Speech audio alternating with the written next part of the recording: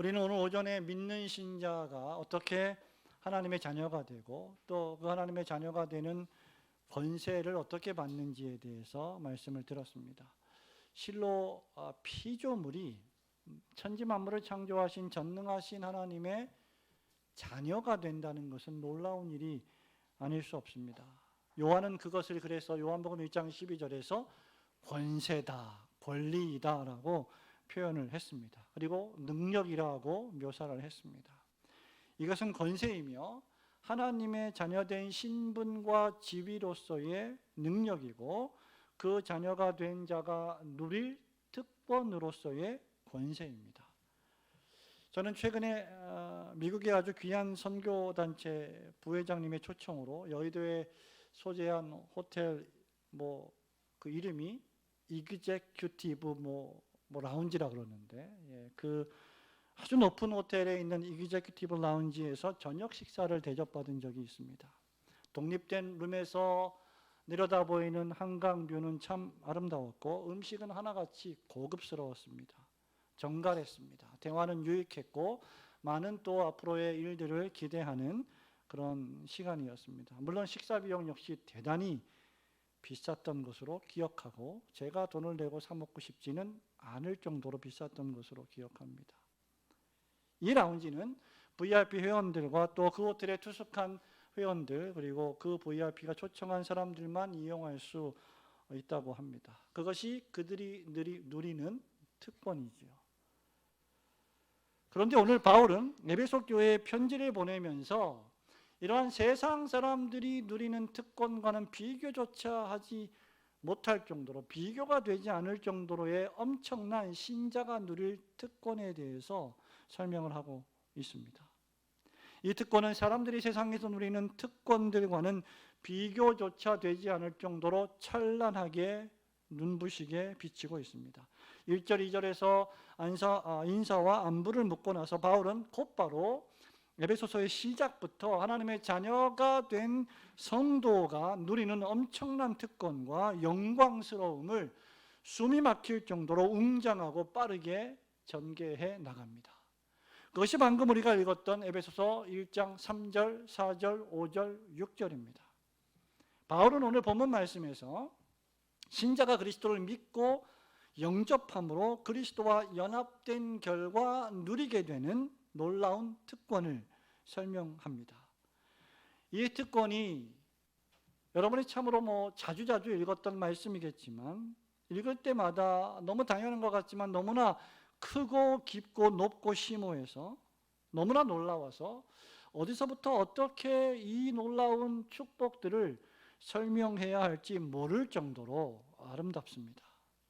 그럼에도 오늘 오후에 하나님의 자녀가 누릴 특권에 대해서 세 가지 교훈을 말씀을 통해서 받고자 원합니다. 첫 번째로 하나님의 자녀가 누리는 특권은 오직 하나님의 독생자이신 예수 그리스도로 말미암아 내가 하나님의 아들이 되게 하시는 놀랍고 은혜로운 특권입니다. 우리 5절 말씀을 한번 같이 다시 볼까요? 그 기쁘신 뜻대로 시작. 그 기쁘신 뜻대로 우리를 예정하사 예수 그리스도로 말미암아 자기의 아들들이 되게 하셨으니. 아멘. 죄인이 하나님의 자녀가 된다는 것, 죄인이 하나님의 아들이 된다는 것, 하나님께서 자기의 아들들로 우리를 삼으신다는 것이야말로 우리가 받은 그 어떤 놀라운 다른 복들보다 비교도 안 될 정도로 놀라운 복이라는 사실입니다. 너무나 당연해서 우리가 느끼지 못할 정도의 엄청난 복이지요.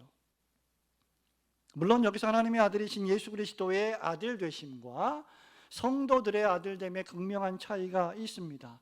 예수님은 창세기 1장 1절에 창세 전부터 계셨던 하나님의 아들이십니다.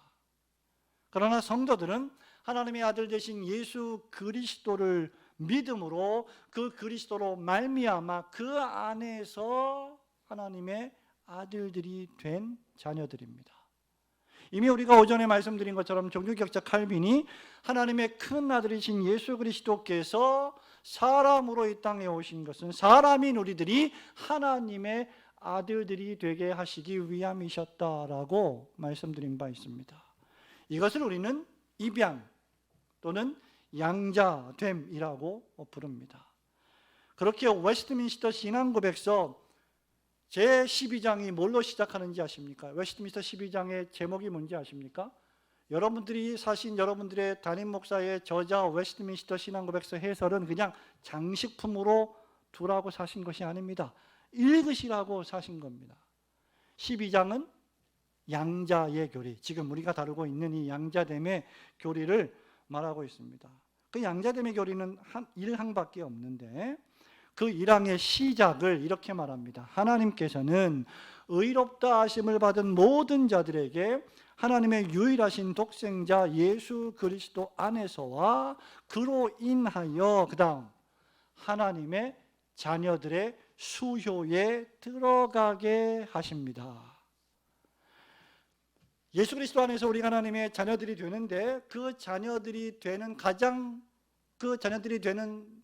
자녀들이 받을 엄청난 축복들 중에 그 시작을 뭐라고 말하냐면 우리가 하나님의 자녀들의 수효에, 숫자에 들어가게 하시는 것이라고 시작을 한다는 거죠. 예수님을 믿음으로 여러분 개인이 모두가 다 하나님의 자녀가 된다는 것입니다. 여기에는 4절이 말하는 것처럼 하나님의 선택이 있습니다. 창세전에 그리스도 안에서 우리를 택하셨다고 바울이 말합니다. 세상이 시작도 되기 전에 그 기쁘신 뜻대로 5절에 보니까 우리를 예정하셨다라고 했습니다. 하나님께서 예수님을 통하여 그분의 자녀들이 그분께 속하도록 계획하신 것입니다. 그렇게 요한은 요한계시록 13장 8절 말씀에서 신자로서 우리 신자들의 이름이 죽임을 당한 어린 양의 생명책에 창세 이후로 기록되었다라고 말한 것입니다. 창조된 세계 이후로 우리의 이름이 생명책에 기록되었다. 여러분 이것이 얼마나 놀라운 하나님의 역사입니까? 외민신앙고백서에서는 양자교리를 설명하면서 그래서 제일 마지막 문장에 이렇게 우리가 하나님의 자녀의 숫자에 들어가는 것, 우리가 예수님을 믿음으로 하나님의 자녀가 되는 것을 포함해서 우리가 누릴 수많은 특권들을 가리켜 양자의 은혜라고 부릅니다. 양자의 은혜라고 부르고 하나님께서 성도들을 그 양자의 은혜에 참여하게 하십니다라고 마칩니다. 그러니 하나님께서는 의롭다 하심을 받은 모든 자들에게 하나님의 유일하신 독생자 예수 그리스도 안에서와 그로 인하여 하나님의 자녀들의 수요에 들어가게 하시며 그 다음 계속해서 수많은 복들을 열거한 다음에 제일 마지막에 이러이러한 양자의 은혜에 참여하게 하십니다 라고 고백하는 거예요. 이렇게 양자의 은혜를 받도록 창세전에 선택을 받고 예정을 입은 하나님의 자녀들은 때가 찰 때 하나님의 은혜로 역사 속에서 예수 그리스도를 영접하는 자가 되고 그분의 이름을 믿음으로 하나님의 자녀가 되는 권세를 누리는 것입니다. 그 증거가 바로 이 자리에 앉아 계신 여러분들 자신입니다. 이 양자의 은혜로 말미암아 우리가 그리스도 안에서 하나님의 백성이 되고 하나님의 자녀들이 됩니다. 하나님은 우리를 그저 종이나 노예 정도로 부르시지 않으십니다. 우리는 하나님의 자녀들입니다. 허물과 죄로 죽어버렸던 죄인들을 그 죽음에서 불러내어 다시 소생시키시고 그 사랑 안에서 우리를 하나님이 사랑하시는 친밀한 가족으로 만들어주시는 것입니다. 그 증거가 무엇입니까? 바로 여러분들이 하나님을 아버지라고 부르는 것입니다. 우리가 천지와 그 가운데 만물을 창조하시고 그 모든 만물을 그 마음의 뜻대로 역사하시는 전능하신 하나님을 나의 아버지로, 우리의 아버지로 부르는 것이야말로 성도가 받은 특권 중에 특권입니다. 바울은 로마서 8장 15절에서 너희는 다시 무서워하는 종의 영을 받지 아니하고 양자의 영을 받았으므로 우리가 아빠, 아버지라 부르짖느니라고 말했습니다. 여기 아빠, 아버지라고 하는 표현은 우리가 아버지를 아빠라고 부르는 것처럼 마찬가지로 신자들이 그 당시 유대 백성들이 하나님을 아람어의 히브리 방언인 아빠, 아버지라고 부르는 것과 동일한 것입니다. 저의 막내딸은 종종 여전히 저를 부를 때 아빠라고도 부르지만 영어로 데디 이렇게 부릅니다. 확실히 데디는 father보다 친근한 표현이죠. 아버지라는 것보다 아빠가 얼마나 훨씬 친근합니까? 저희 아들은 지금 없습니다만은 다행히 초등학교 때까지 저를 이상하게도 아버지라고 불렀습니다. 그런 기억이 나요. 어린 초등학생이 아빠도 아니고 아버지라고 부르니 얼마나 무슨 조선시대도 아니고 느낌이 어떻겠습니까? 근데 이제는 아빠라고 자주 부르더라고요. 확실히 아버지보다는 아빠가 훨씬 더 친근합니다. 신학교에서 제가 이 양자교리를 강의할 때마다 자주 예를 드는 것이 있는데, 신학교에는 아주 젊은 신학생들, 20대 30대 초반의 신학생들은 전부 다 거의가 다 저의 아들, 딸 뻘입니다. 그래서 어떤 한 신학생에게 저를 향해서 아빠라고 불러보라고 합니다. 그럼 절대 부를 수 없습니다. 왜냐하면 저의 아들이 아니고 그의 아빠가 아니기 때문이죠. 그러나 저의 자녀들은 언제든지 저를 향해서, 또는 여러분도 마찬가지, 여러분의 자녀들은 여러분의 아버지를 향해서 언제든지 아빠라고 부릅니다. 바로 여러분이 여러분의 자녀들의 참된 아버지이기 때문입니다. 우리의 자녀들은 도움이 필요할 때 언제든지 아버지의 이름을 부릅니다. 그것도 아주 친근하게. 돈이 필요할 때 아빠, 평상시에는 아버지, 아빠 이렇게 부르죠. 여러분, 이것이 바로 신자들이 받은 놀라운 특권입니다. 우리는 하나님 아버지라는 이름을 부르면서 그리스도 예수 안에서 우리를 향하신 하나님의 사랑을 확신합니다.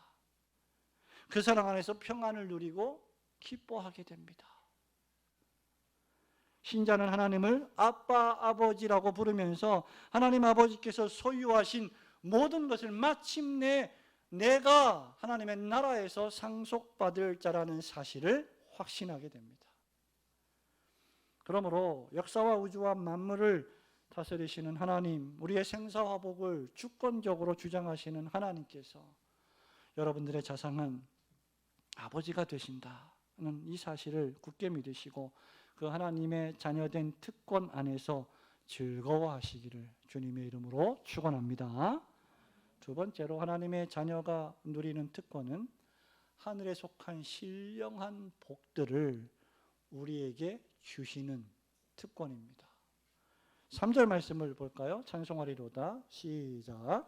찬송하리로다. 하나님 곧 우리 주 예수 그리스도의 아버지께서 그리스도 안에서 하늘에 속한 모든 신령한 복을 우리에게 주시니. 아멘. 그래서 우리를 택하셨고, 그래서 우리를 예정하셨고, 그래서 그로 말미암아 자기의 아들들이 되게 하신 겁니다. 바울은 하나님께서 창세전에 그리스도 안에서 우리를 택하신 이유를 그리스도 안에서 하늘에 속한 모든 신령한 복을 우리에게 주시기 위함이라고 밝힙니다. 어마어마한 복들이죠. 근데 왜 우리는 이런 복들을 즐거워하지 않을까? 그 이유는 단 한 가지입니다. 우리들이 지나치게 세속적인 복을 갈구하기 때문입니다. 성경을 읽어도 세속적으로 읽고 설교를 들어도 세속적인 축복으로 해석하기 때문이죠. 여기 하나님의 자녀가 되는 성도가 받을 놀라운 특권을 바울은 하늘에 속한 신령한 복이다, 이렇게 말했습니다. 하늘에 속했다는 말은 세속적이지 않다는 말이죠. 세상적이지 않다라는 말입니다. 육적이지 않다는 말입니다. 신령하다는 말은 단순히 물질적이지 않다는 말이죠. 물질적인 복에 국한되지 않는다는 말입니다. 그리고 그 모든 복을 하나님 아버지께서 주신다라고 말하므로 양자됨의, 즉 하나님의 자녀됨의 복의 모든 근원이 하늘에 계신 하나님께 있음을 선포하고 있습니다. 실로 하나님 아버지는 우리 찬송가 가사에 있는 것처럼 만복의 근원이신 하나님이십니다. 야고보 선생님은 야고보서 1장 17절에서 하나님을 이렇게 묘사합니다. 온갖 좋은 은사와 온전한 선물이 다 오히로부터 빛들의 아버지께로부터 내려오나니 그는 변함도 없으시고 회전하는 그림자도 없으시니라. 온갖 좋은 은사와 그리스도인이 받을 수 있는 온갖 좋은 종류의 재능들과 선물들이 전부 다 하늘에 계신 하나님께서 내려주시는 것이라는 말입니다. 그 선물 중에 선물이 바로 예수 그리스도 하나님의 독생자 그분을 우리에게 보내어 주신 것이죠. 예수님이 우리를 위해 고난당하셨고 우리를 위해 대신 십자가에 죽으셨고 우리 대신 다시 그 죽음에서 살아나셨습니다. 예수님은 우리가 당할 고난을 미리 당하셨고 우리 때문에 죽으심으로 우리로 하여금 영원히 죽지 않게 만드셨고 우리를 위하여 다시 부활하심으로 우리의 생명이 다만 이 세상에서 육체적 죽음으로 끝맺지 않고 하나님의 나라에서 영원한 생명으로 살게 할 소망을 주신 것이죠. 이것이 바로 하나님께서 우리에게 주시려는 신령한 복입니다.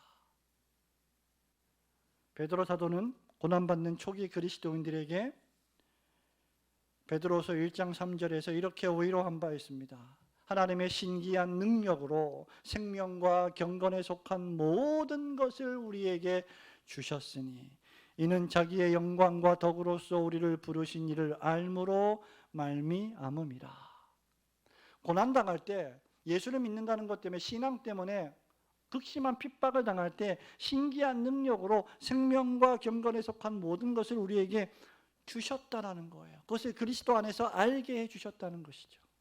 이것이 죄로 핍박과 고난으로 가득 찬 이 세상을 신자들이 견디게 하는 원동력입니다. 또다시 웨스트민스터 신앙고백서 제12장 양자에 관하여는 신자가 받는 하나님의 자녀됨의 특권을 넓게 15가지 특권을 말합니다.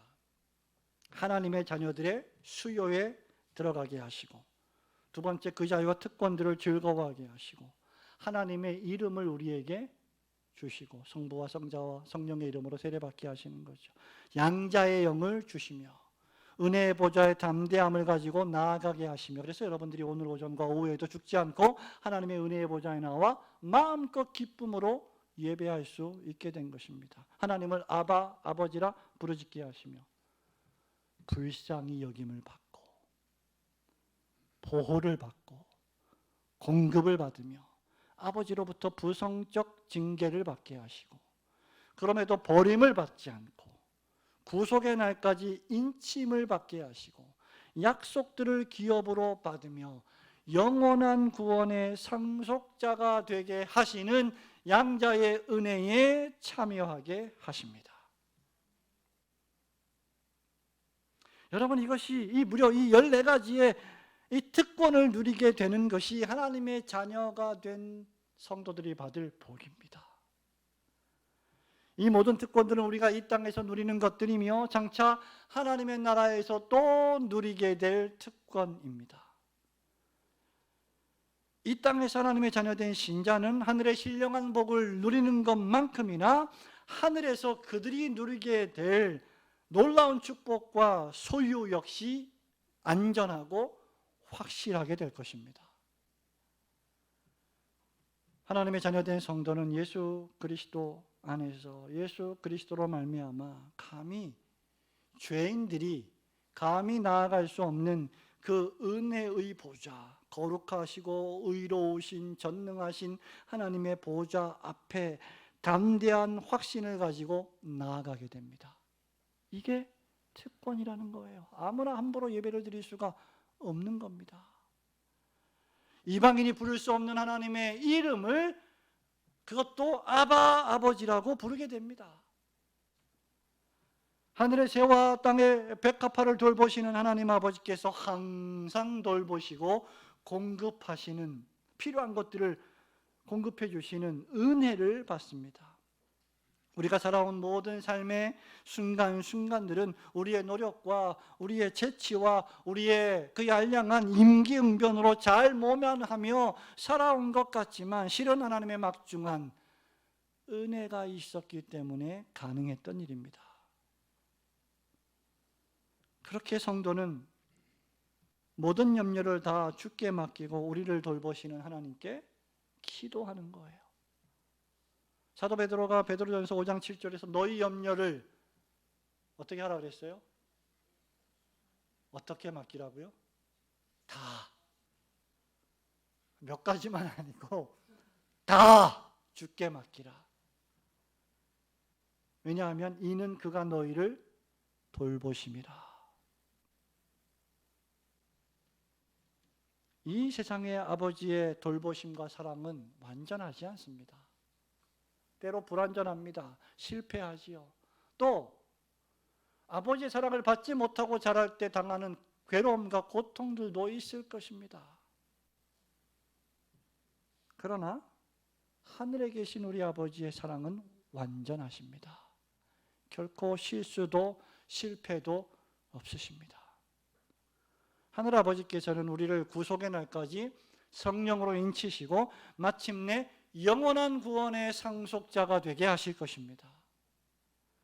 그러므로 하나님께서 그리스도 예수 안에서 이처럼 놀라운 하나님의 자녀된 특권들을 나에게, 우리에게 주셨음을 여러분 깊이 묵상하시면서 내가 하나님의 자녀가 되었다는 이 한 가지 사실만으로도 무한 감사하시는 성도들이 되시기를 주님의 이름으로 축원합니다. 마지막으로 하나님의 자녀가 누리는 특권은 하나님의 사랑 안에서 하나님 앞에 거룩하고 흠이 없게 마침내 서게 해주시는 특권입니다. 4절 말씀을 읽겠습니다. 창세전에 곧 창세전에 시작. 곧 창세전에 그리스도 안에서 우리를 택하사 우리로 사랑 안에서 그 앞에 거룩하고 흠이 없게 하시려고. 아멘. 그것입니다. 사랑 안에서 그 앞에 거룩하고 흠이 없게 하시려고 우리를 택하셨고 우리를 예정하셨고 우리를 아들 삼으셨다. 여러분, 하나님께서 우리를 택하시고 예정하신 이유가 무엇일까요? 바로 하나님 앞에서 거룩하고 흠이 없게 하시려는 것입니다. 하나님은 이 목적으로 그리스도의 보배로운 피로 우리 죄를 씻어주셨어요. 그리고 그분의 부활하심으로 우리를 의롭다고 선언해 주셨습니다. 예수 그리스도의 완벽한 순종의 공로와 의로 우리는 믿음을 통하여 하나님 앞에서 의인으로 간주되었습니다. 우리의 법적인 신분과 지위가 죄인에서 의인으로 재판장이 선고를 해주듯이 하나님께서 너는 이제 의인이다라고 법적으로 선언해 주신 것입니다. 이것은 결코 변함이 없습니다. 그러나 우리는 여전히 죄 많은 이 땅에 살고 있습니다. 그리고 남아있는 육체의 연약으로 말미암아 마침내 영화롭게 될 그 날까지는 계속해서 하나님이 우리에게 선포해 주신 그 의를 거룩으로 추구하며 살아가야 될 성도들입니다.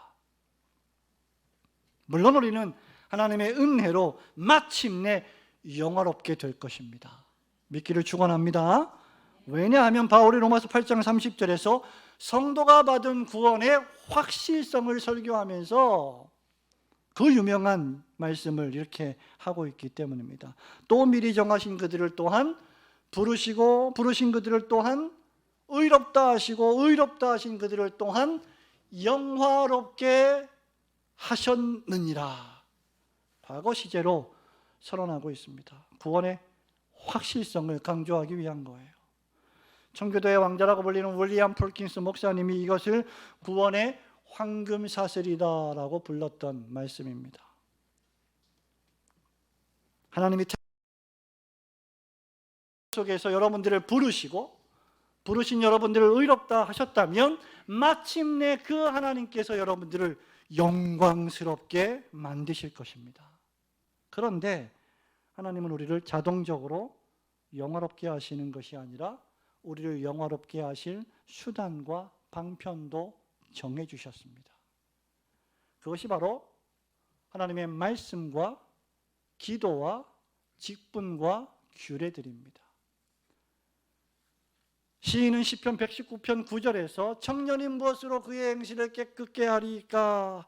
주의 말씀만 지킬 따름이니이다. 예, 무엇으로 우리가 거룩하게 될까요? 주의 말씀, 구약의 말씀, 신약의 성경 말씀입니다. 디모데에게 바울이 편지하면서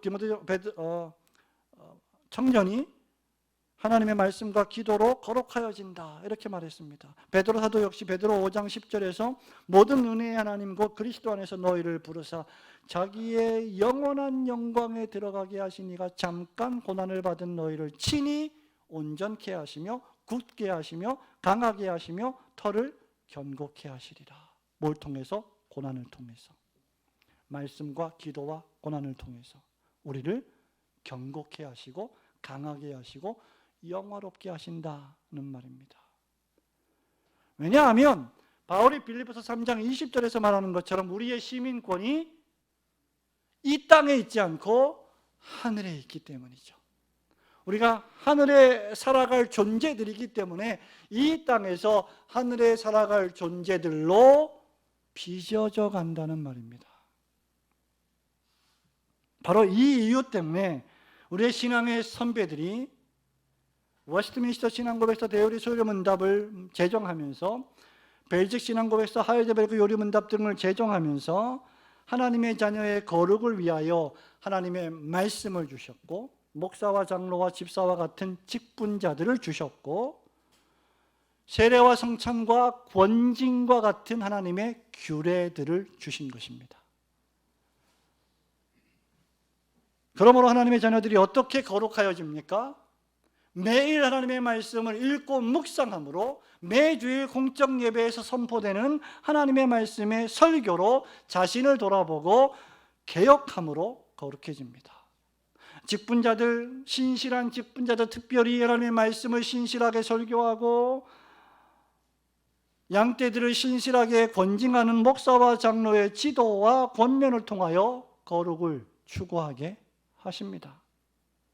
세례와 성찬과 권징을 통하여 구원받은 신자의 정체성을 확인하고 오늘 아침처럼 죄와 악을 떠남으로 거룩을 추구하게 하십니다. 웨스트민스터 신앙고백서를 제정한 신학자들은 신자를 향한 하나님의 무조건적인 사랑과 공급과 보호만을 말하지 않았습니다. 그 다음에 뭐라고 말했을까요? 여러분들이 좀 전에 제가 읽어드린 신앙고백서 제12장 1항에 있는 신자가 받을 엄청난 특권 중에 다 좋아하실 텐데 그 중에 하나 싫어하실 수 있는 게 있습니다. 그것이 무엇일까요? 하나님 아버지의 부성적 징계입니다.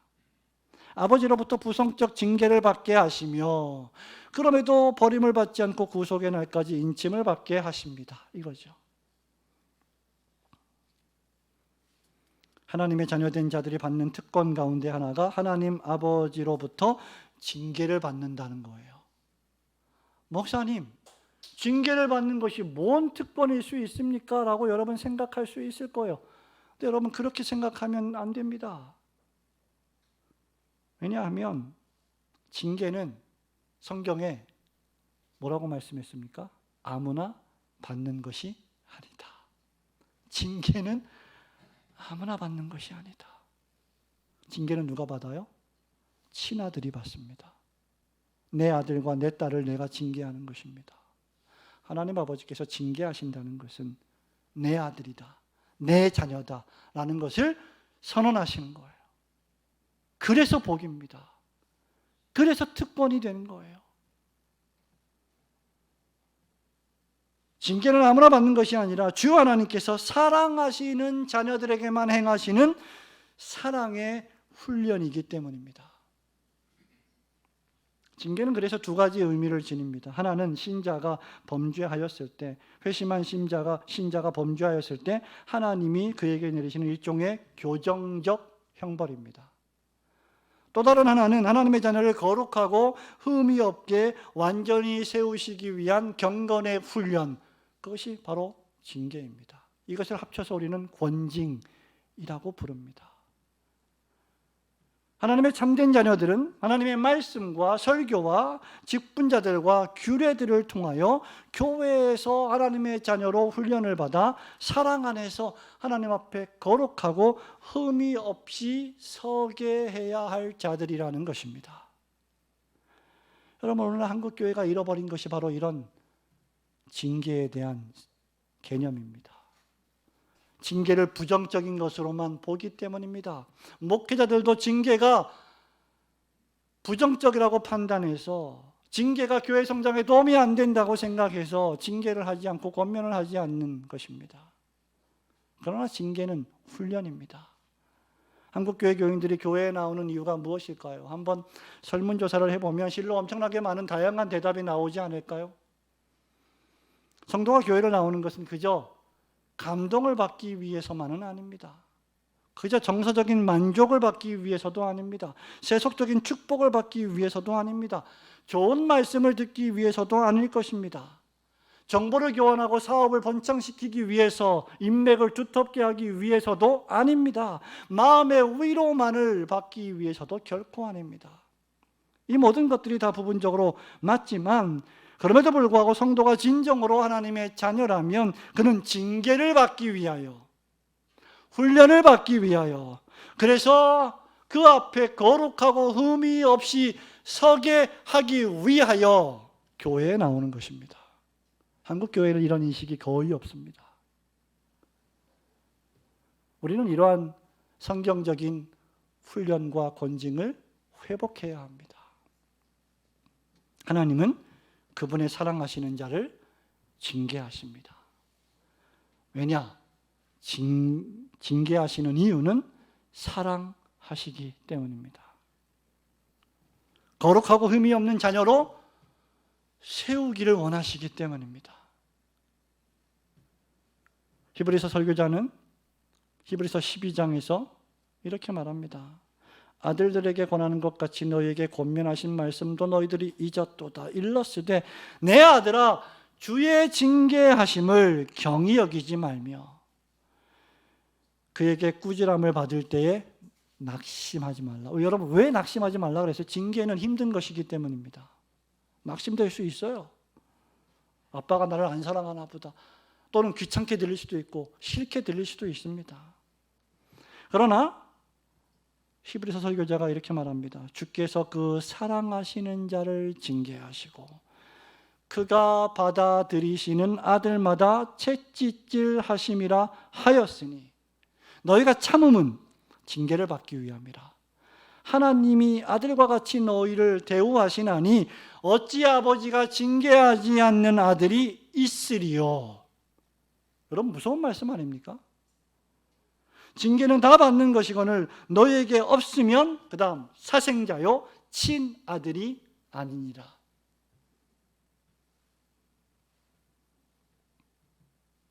하나님이 왜 우리를 징계하십니까? 5절에 따르면 우리가 평생 죄와 싸워야 되기 때문입니다. 히브리서 12장 5절에 따르면. 그러므로 징계를 싫어하는 자는 사생자입니다. 내 아버지를 참지 않겠다는 것과 다를 바가 없습니다. 그래서 신앙 고백서는 이 징계를 가리켜서 하나님 아버지의 부성적 징계라고 부른 거예요. 부성적 징계, fatherly chastisement. 사랑으로 가득한 마음으로 자녀들을 교정하시는 하나님 아버지의 훈련이라는 거예요. 하나님을 떠난 죄인들을 하나님은 반드시 심판하고 형벌하시고 징벌하시겠지만 하나님의 참된 자녀들은 사랑의 아버지의 교정적 징계를 받아 영원한 구원의 상속자가 되게 하실 것입니다. 그러므로 말씀 선교를 통하여 목회자의 권면을 통하여 교회의 권징을 통하여 받는 징계와 훈련을 여러분 경솔히 대하지 마시고 하나님께서 나를 거룩하고 흠이 없게 하시려고 행하시는 사랑임을 날마다 믿으시고 죄와 싸워서 이겨나가는 성도들이 되시기를 주님의 이름으로 축원합니다. 성도 여러분, 말씀을 맺습니다. 도대체 하나님께서 우리를 그리스도 안에서 자녀 삼으시고 징계하시고 훈련하시는 이유는 무엇일까요? 왜 이렇게 하실까요? 하나님 그냥 복만 주시고 그냥 오냐 좋다고만 하시고 좀 좋은 것만 주시고 귀에 듣기 좋은 말만 좀 하시고 그러면 교회에 그냥 떼거지로 사람들이 몰려오고 성장하고 부흥하고 좋을 텐데 뭐 그렇게 어렵게 하십니까? 왜 그렇게 하실까? 6절을 보십시오. 이는 그가 사랑하시는 자 안에서 우리에게 거저 주시는 바 그의 은혜의 영광을 찬송하게 하려는 것이라. 여러분, 교회는 방송국이 아닙니다. 교회는 문화센터가 아닙니다. 교회는 온갖 즐거운 프로그램들이 가득한 학교가 아닙니다. 교회는 하나님의 말씀을 배우는 그리스도의 학교입니다. 바로 이것이 사람 창조의 목표요, 구원의 목표요, 하나님의 사랑의 목표입니다. 그의 은혜의 영광을 찬미하게 하시는 것 말이죠. 그리고 하나님은 이 목표를 반드시 실패 없이 이루실 것입니다. 하나님께서 우리를 그분의 형상으로 창조하시고 지금까지 돌보시고 공급하시는 이유는 주 예수 그리스도의 이름이 우리 가운데서 영광을 받으시고 동시에 그 안에서 우리도 영광을 받게 하시기 위함입니다. 주님의 재림을 앞두고 사도 바울이 쓴 편지가 데살로니가 후서인데 1장 11절 12절에서 바울이 이렇게 말하는 거죠. 하나님이 우리를 통하여 그분께서 영광을 받으시는 것이 목표이신데 우리가 그렇게 하나님께 영광을 돌릴 때 그 일이 우리에게도 영광이 된다는 말입니다. 우리가 언제 영광스럽게 될 수 있을까? 죄인은 우리가 언제 영화롭게 될 수 있을까? 우리가 하나님의 찬송의 제목이 될 때, 우리가 하나님께 영광을 돌릴 때 그 일 자체가 우리에게 영광이 된다는 겁니다. 그 결과 우리가 존귀히 여김을 받게 된다는 거죠. 우리가 거룩하고 흠없이 하나님 앞에 서서 그 은혜의 영광을 찬송하는 것이야말로 우리 자신들이 영광스럽게 되는 비결입니다. 시인은 시편 19편 1절에서 하늘과 궁창이 하나님의 영광을 노래하고 있다라고 찬송했습니다. 이사야 43장 20절에서 선지자 이사야는 들짐승들까지도 곧 승장이와 타조들조차도 하나님을 영화롭게 한다라고 예언한 바 있습니다. 그렇다면 그리스도께서 그분의 몸을 버리시면서까지 사랑하여 구원하신 하나님의 자녀들인 여러분들은 얼마나 더 하나님을 영화롭게 하고 그 은혜에 나타난 영광을 찬송해야 하겠습니까? 여러분들이 이 주일날 예배당에 앉아 있다는 이 사실 자체가 우리가 인식하든 인식하지 못하든 하나님의 자녀로서 우리가 받은 엄청난 특권입니다. 하나님께서 하늘에 속한 모든 신령한 복들을 우리에게 주셔서 하나님께 영광 돌릴 특권들을 주셨음을 감사하시고 그 사랑과 구원의 하나님을 항상 찬양하시는 성도들이 되시기를 주님의 이름으로 축원합니다. 아멘.